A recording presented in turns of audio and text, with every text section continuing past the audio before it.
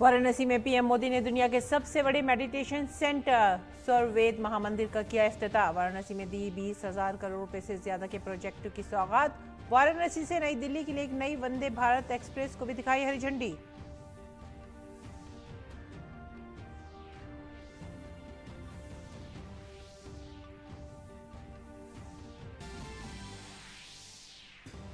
Parliament में security के हवाले से अपोजिशन का हंगामा। लोकसभा स्पीकर ने अधीर रंजन चौधरी समेत 33 अरकान ने पार्लियामेंट को सेशन की बकिया मुद्दत के लिए किया मुअत्तल। लोकसभा की कार्रवाई कल तक के लिए मुलतवी। बीजेपी की जेर हुक्मरानी 3 रियासतों में जल्द होगी काबीना की तौसीह। वजीर दाखिला अमित शाह और जेपी नड्डा से मुलाकात के बाद छत्तीसगढ़ के वजीर आला ने कहा, नए और पुराने दोनों चेहरों को काबीना में मिलेगी जगह।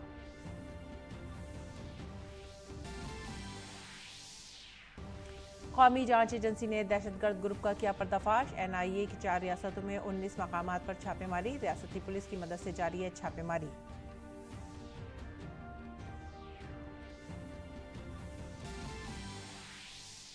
डिजिटल कार्य की सिमत में तेजी से बढ़ता भारत।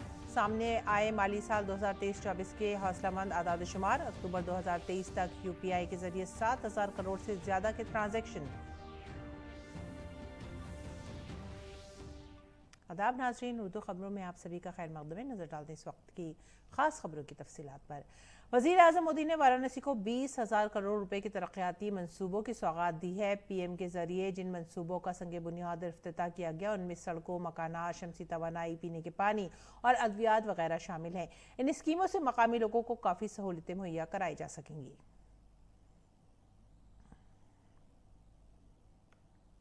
वजीर आजम मोदी ने कई ट्रेनों को भी हरी झंडी दिखाई है। वजीर आजम ने इस मौके पर वाराणसी नई दिल्ली वंदे भारत एक्सप्रेस और दोहरी घाट मऊ मेमू ट्रेन को हरी झंडी दिखाई। वजीर आजम ने नए वक्फशुदा फ्राइट कॉरिडोर पर तवील फासले की 2 माल बरदार ट्रेनों को भी हरी झंडी दिखाई। पीएम मोदी ने 10,000वें ऑटोमेटिक इंजन को भी झंडी दिखाकर रवाना किया। इसे बनारस लोकोमोटिव वर्क्स ने तैयार किया है।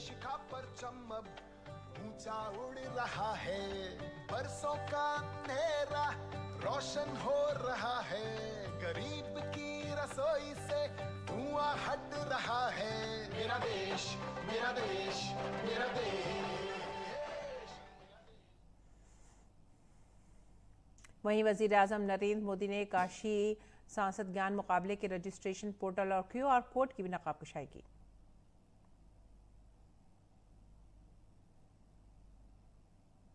इस मौके पर अपने खिताब में वजीर आजम मोदी ने काशी में होने वाले तरक्याती कामों का तस्करा किया। पीएम ने कहा कि तरक्की याफ्ता भारत के लिए खवातीन की ताकत, नौजवानों की ताकत, किसानों और हर गरीब की तरक्की बहुत ज़रूरी है। पीएम मोदी ने कहा कि उनके लिए ये 4 ज़ातें ही सबसे बड़ी ज़ातें हैं। अगर ये 4 ज़ातें मजबूत होंगी तो पूरा मुल्क मजबूत हो जाएगा। पीएम ने कहा कि जब काशी तरक्की करता है तो उत्तर प्रदेश तरक्की करता है और जब उत्तर प्रदेश तरक्की करता है तो मुल्क तरक्की करता है।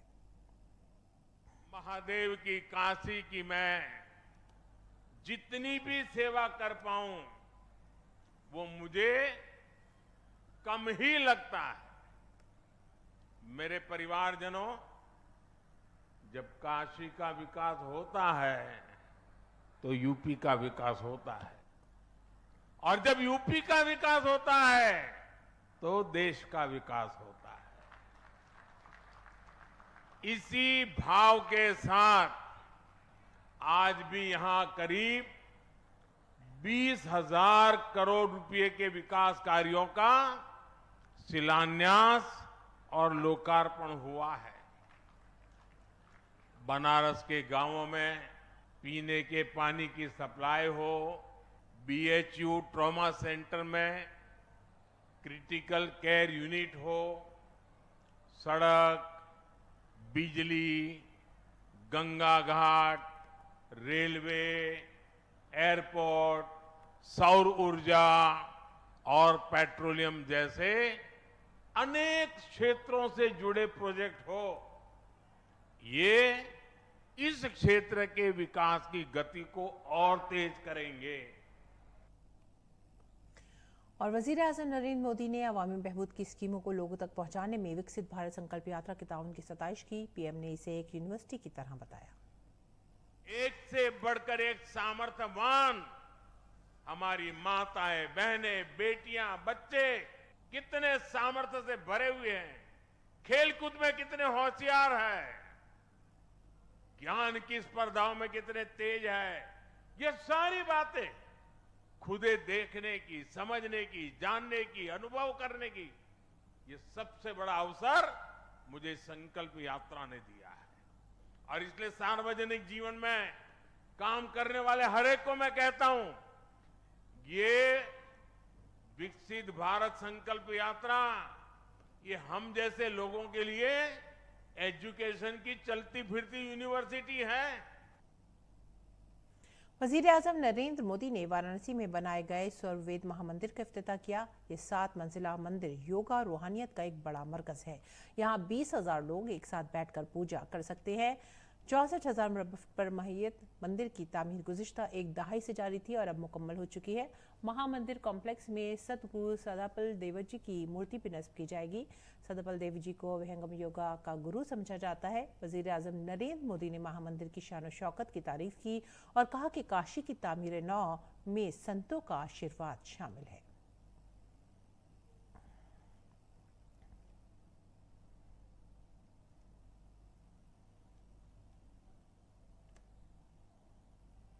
आप संतों के सानिध्य में काशी के लोगों ने मिलकर विकास और नवनिर्माण के कितने ही नए कीर्तिमान गढ़े हैं। सरकार, समाज और संतगण सब साथ मिलकर काशी के कायाकल्प के लिए कार्य कर रहे हैं। आज स्वर्ववेद मंदिर बनकर तैयार होना इसी ईश्वरीय प्रेरणा का उदाहरण है। ये महामंदिर महर्षि सदाफल देव जी की शिक्षाओं का, उनके उपदेशों का प्रतीक है।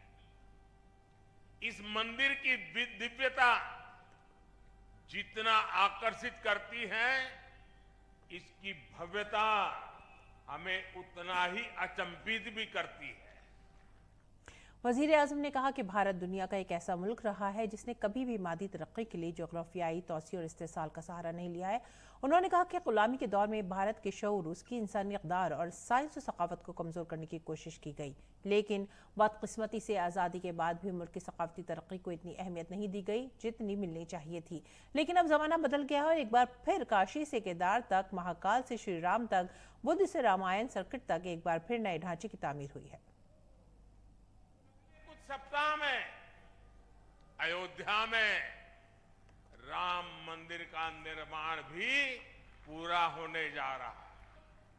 हम समग्र विकास की ओर कदम तभी बढ़ा पाते हैं जब देश अपनी सामाजिक सच्चाइयों और सांस्कृतिक पहचान का समावेश करता है। इसलिए आज हमारे तीर्थों का विकास भी हो रहा है और भारत आधुनिक इंफ्रास्ट्रक्चर में नए रिकॉर्ड भी बना रहा है। वजीर आजम ने वाराणसी के सेवापुरी के बरकी ग्राम पंचायत में पार्लिमानी खेलों के मुकाबले में हिस्सा लेने वाले खिलाड़ियों से मुलाकात की। उन्होंने खेलों के मुकाबलों और मकामी सतह पर मुनक़िद होने वाले मुकाबलों के फवाइद के बारे में भी तफसीली मालूमात लीं।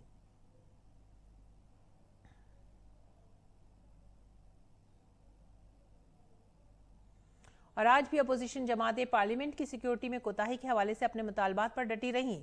इस पर लोकसभा और राज्यसभा में जबरदस्त हंगामा हुआ। हंगामा आराई के बाइस लोकसभा की कार्रवाई कल तक के लिए मुलतवी कर दी गई। इस दौरान लोकसभा स्पीकर ने कांग्रेस लीडर अधीर रंजन चौधरी समेत 33 अपोजिशन मेंबरान पार्लियामेंट को मुअत्तल कर दिया।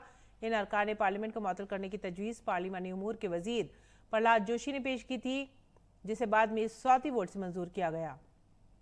आपको बताते चलें कि ऐवान में प्लेकार्ड्स लाने और हंगामाराई की वजह से अधीर रंजन चौधरी समेत 33 अपोजिशन मेंबरान असेंबली को सेशन की बकिया मुद्दत के लिए मुअत्तल कर दिया गया। इससे पहले अपोजिशन के 14 अरकान पार्लियामेंट को मुअत्तल किया जा चुका है। इस तरह इस इजलास में अब तक अपोजिशन के 47 अरकान पार्लियामेंट को मुअत्तल किया जा चुका है।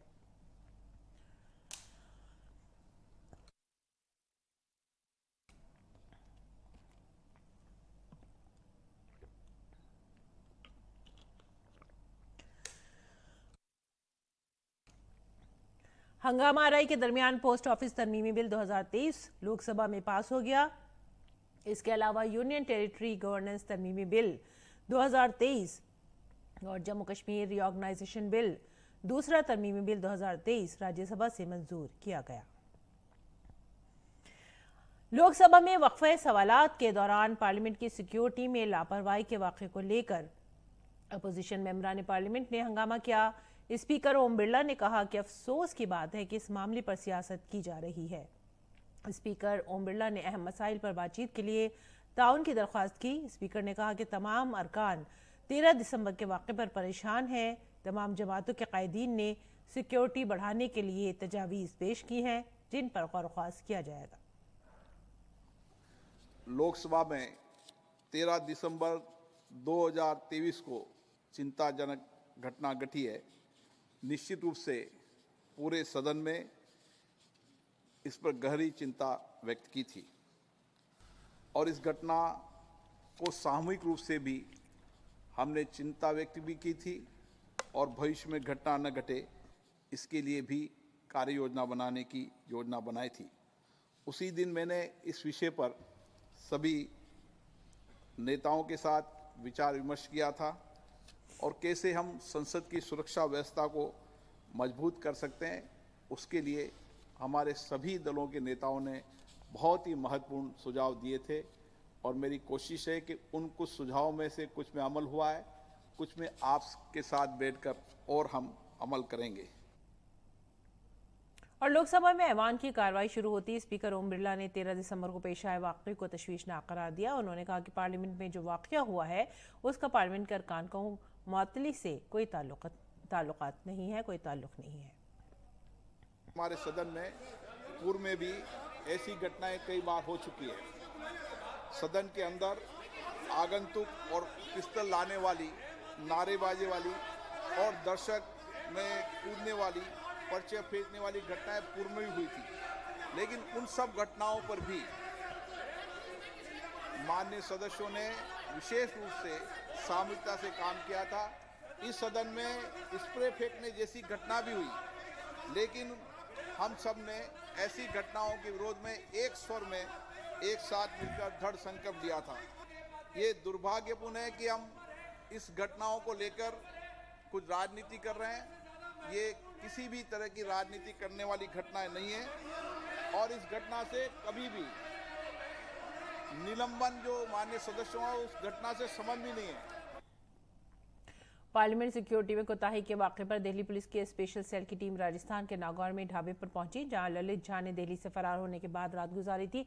ये वो जगह थी जहां ललित ने तमाम मोबाइल जला दिए थे। इसके साथ स्पेशल सेल की टीम दूसरी मुलजिमा नीलम के घर भी पहुंच गई, जहां उसके अहल खाना से पूछताछ के बाद पुलिस ने उसके कमरे की भी चेकिंग की, जहां से स्पेशल सेल की टीम कुछ सामान लेकर आ रही है।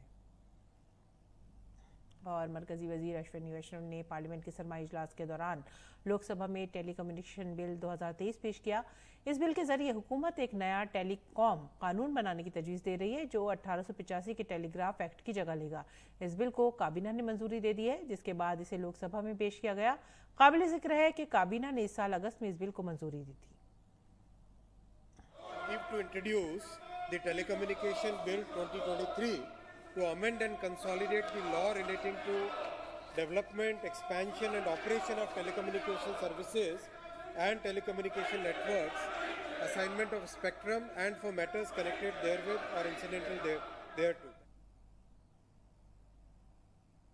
मध्य प्रदेश, छत्तीसगढ़ और राजस्थान में बीजेपी हुकूमतों ने काम शुरू कर दिया है, लेकिन अब इंतजार ये है कि तीनों रियासतों में काबीना कैसी होगी।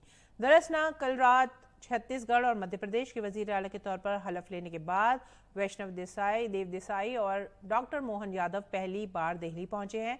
वजीर दाखिला अमित शाह और बीजेपी सदर जेपी नड्डा से मुलाकात उन्होंने की। काबीना में कौन कौन से चेहरे होंगे, इस सिलसिले में ये मीटिंग हुई है। छत्तीसगढ़ के वजीर आला वैष्णव देसाई ने कहा है कि दिल्ली में सिर्फ काबीना की तौसी पर बात हुई और जल्द ही उनकी काबीना में नए और पुराने चेहरे शामिल होंगे।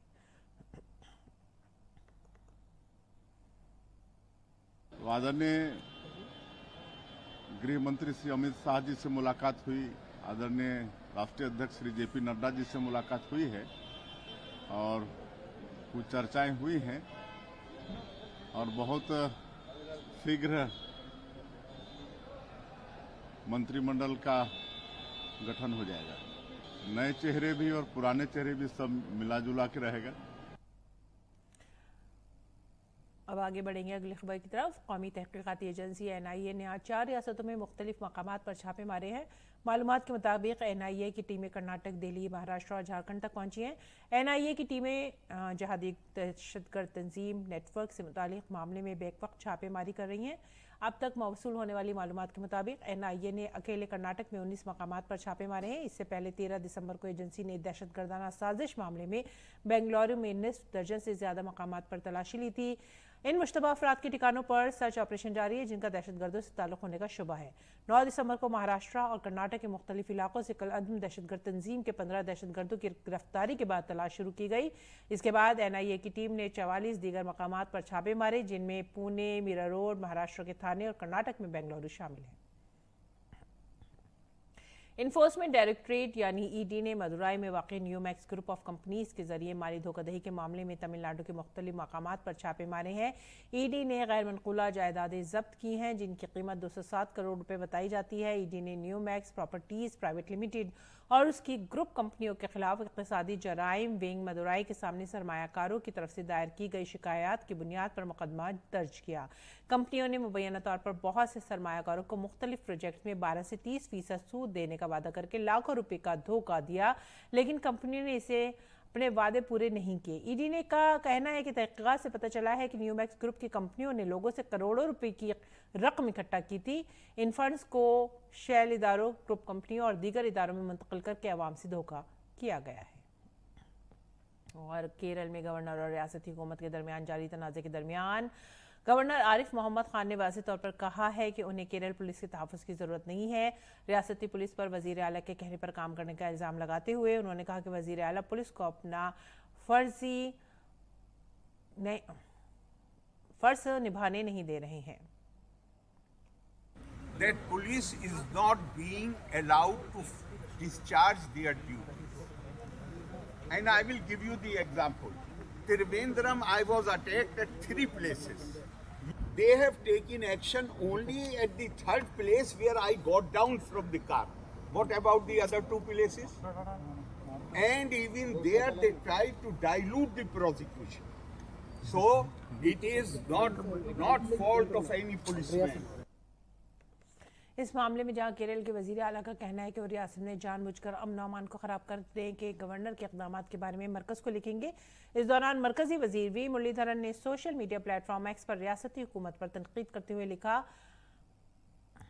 पिनराई विजयन जानबूझकर SFI को केरल के गवर्नर के खिलाफ भड़का रहे हैं। गवर्नर CPIM केरल के अक़रबा परवरी के रुझानात को बेनकाब करने के लिए कोशिशें कर रहे हैं। ये अपने दोस्तों को जगह देने के लिए इदारों का गलत इस्तेमाल है और इनका यानी गवर्नर का आवाम दोस्त रवैया विजयन को हजम नहीं हो रहा है।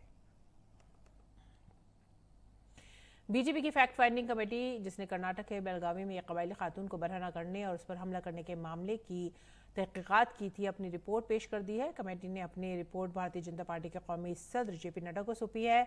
रिपोर्ट पेश करने के मौके पर कमेटी की खवातीन अरकान भी मौजूद थीं। इस वाक़े के बाद कौमी सदर JP नड्डा ने एक 5 रुकनी कमेटी तश्कील दी थी, जिसमें 4 खवातीन मेंबरान पार्लियामेंट और पार्टी के कौमी सेक्रेटरी शामिल थे। और बीजेपी की फैक्ट फाइंडिंग टीम ने कर्नाटक के बेलगावी में एक कबायली खातून के खिलाफ होने वाले जुल्म पर अपनी रिपोर्ट बीजेपी सदर JP नड्डा को पेश की है, जिसकी मालूमात सोशल मीडिया प्लेटफॉर्म पर शेयर करते हुए बीजेपी सदर ने लिखा, कर्नाटक के बेलगावी में एक कबायली खातून के साथ होने वाले मजालिम की तहकीकात के लिए तश्कील दी गई बीजेपी की फैक्ट फाइंडिंग टीम की रिपोर्ट मौसूल हुई है। रियासती हुकूमत खवातीन के तहफ़्फ़ुज़ को यकीनी बनाने और अमन व अमान को बरकरार रखने में मुकम्मल तौर पर नाकाम रही है। बीजेपी आवाम की आवाज़ उठाती रहेगी और इस बात को यकीनी बनाएगी कि उन्हें उनके जायज़ हुकूक मिले। डिजिटल अदायगी के मैदान में भारत दुनिया भर के लिए एक मिसाल बनकर उभरा है। यूनिफाइड पेमेंट इंटरफेस यानी UPI के जरिए लेन देन मुल्क में मुसलसल नई बुलंदियों को छू रहा है।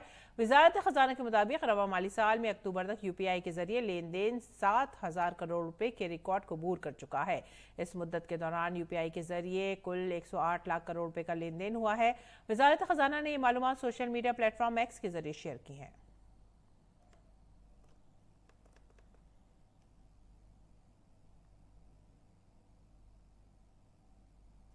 और मुल्क भर में एक बार फिर से कोरोना ने अपने कदम जमाने शुरू कर दिए हैं। केरल में कोविड की नई अक़साम का पता चला है, जिसका पता 8 दिसंबर 2023 को केरल के तिरुवनंतपुरम के कारकलम से RT-PCR जांच में पाए गए एक मुतासर नमूने में चला था।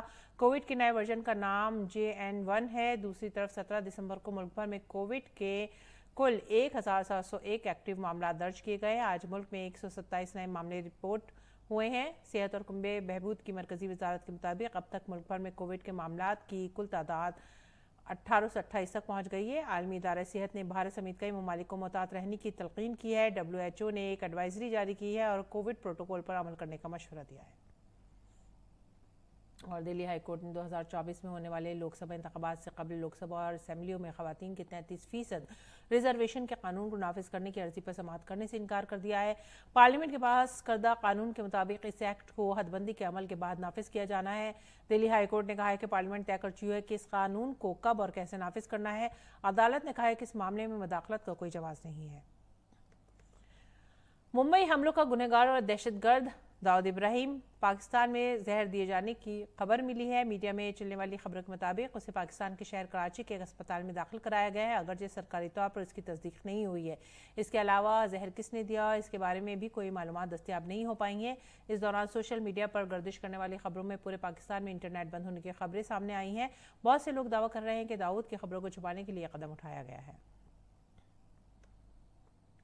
इसराइल ने पहली मरतबा गजा के लिए बराह रास्त इंसानी इमदाद का रास्ता खोल दिया है। 2 माह के तनाज़े के बाद इसराइल ने इंसानी इमदाद के लिए अपने जेर कंट्रोल करम शालोम क्रॉसिंग को खोल दिया है। कल खोले जाने वाले इस रास्ते से गजा के बाशिंदों को खुराक और तिब्बी सामान की तरसील में तेज़ी और दोगुना इजाफा होने की उम्मीद है, लेकिन इस दौरान इसराइल गजा पर अपने हमले जारी रखे हुए है। उधर गजा में 4 रोज़ से मवासलाती खदमात भी मुनक़ता हैं, जिससे ज़ख्मियों तक पहुँचना मुश्किल हो गया है। इसराइली फ़ौज ने कल गजा में हमास की सबसे बड़ी और चौड़ी सुरंग दरियाफ्त करने का दावा किया है।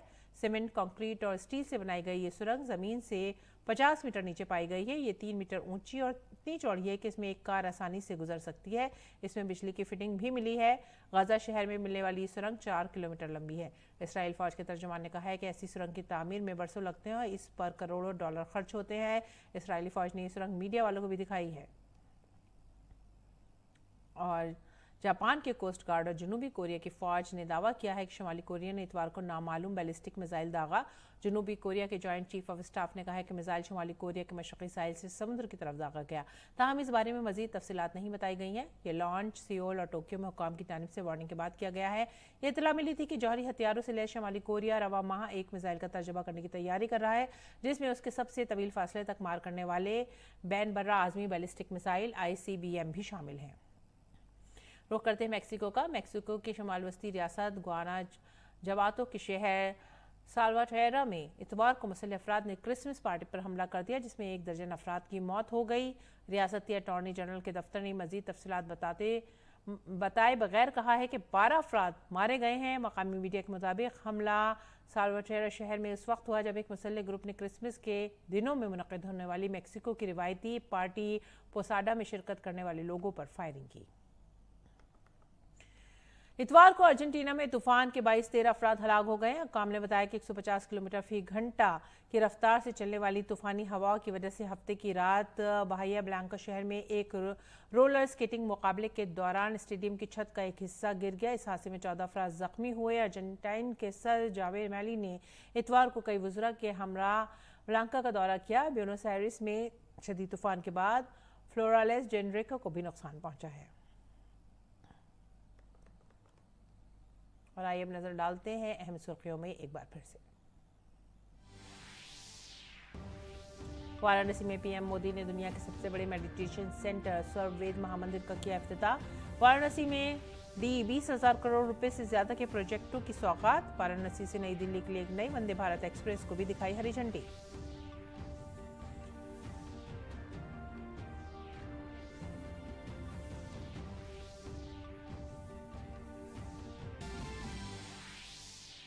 पार्लियामेंट में सिक्योरिटी के हवाले से अपोजिशन का हंगामा। लोकसभा स्पीकर ने अधीर रंजन चौधरी समेत 33 अरकान ने पार्लियामेंट को सेशन की बाकी मुद्दत के लिए किया मुअत्तल। लोकसभा की कार्रवाई कल तक के लिए मुलतवी।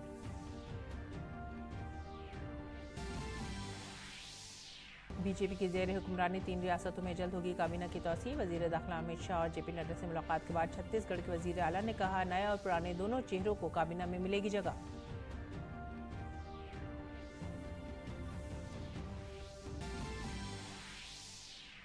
कौमी जांच एजेंसी ने दहशतगर्द ग्रुप का किया पर्दाफाश। NIA की 4 रियासतों में 19 मकामात पर छापेमारी। रियासती पुलिस की मदद से जारी है छापेमारी।